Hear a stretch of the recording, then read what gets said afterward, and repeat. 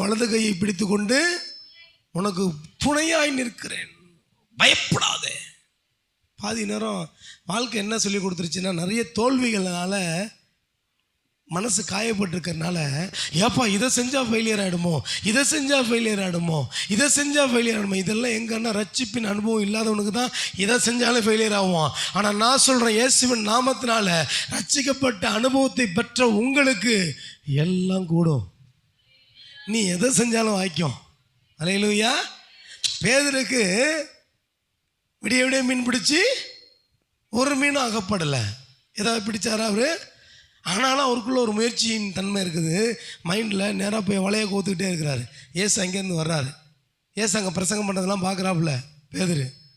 ஏசு அங்கேருந்து கிட்ட வந்தோன்னே, போப்பா வலையை தூக்கி ஆழத்தில் போடுப்பா அப்படின்னோடனே பேதுரு மைண்டில் என்ன ஓடி இருக்கும்?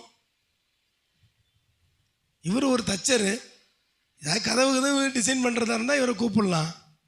இவருக்கு மீன் பிடிக்கிறத பற்றி என்ன தெரியும் அப்படின்லாம் யோசிக்கல. அல்லேலூயா. அவர் கீழ்ப்படிந்தார். உடனே தூக்கி வலைய போடுறாருங்க. உடனே வலைய போடலை. மனசுக்குள்ளே இருக்கிற குழப்பம் என்னன்னு, ஆண்டவரே ஏற்கனவே ஒரு கம்பெனி வச்சேன், அதுவும் லாஸ் ஆகிடுச்சு. ஏற்கனவே நான் எல்லாத்தையும் நட்டத்தில் தான் இருக்கிறேன், ஒன்றும் நடக்கல ஆண்டவரே. நம்மளை மாதிரி தான், ஒன்றும் நடக்கல ஆண்டவரே. இப்போ நான் சொல்கிறேன், ஆனாலும் உன் மேலே ஒரு வார்த்தையை நம்பிக்கை வச்சு, வார்த்தையின் மேல் நம்பிக்கை வச்சு நான் ஒரு வலையை போடுறேன் அப்படின்னு சொல்லி போட்டார்ல.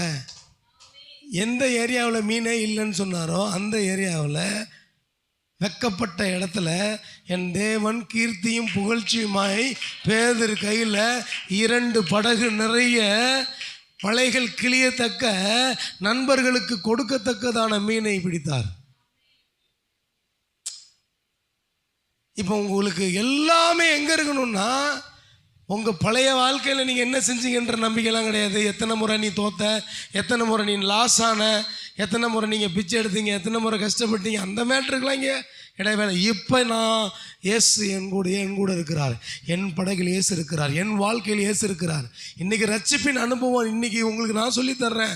என் கூட இயேசு கிறிஸ்து இருக்கிறார், நான் செய்வதெல்லாம் வாய்க்கும். ஏங்க நீங்கள் போட்டால் சிங்கிள் படகு கிடையாது, 2 படகு நிறைய.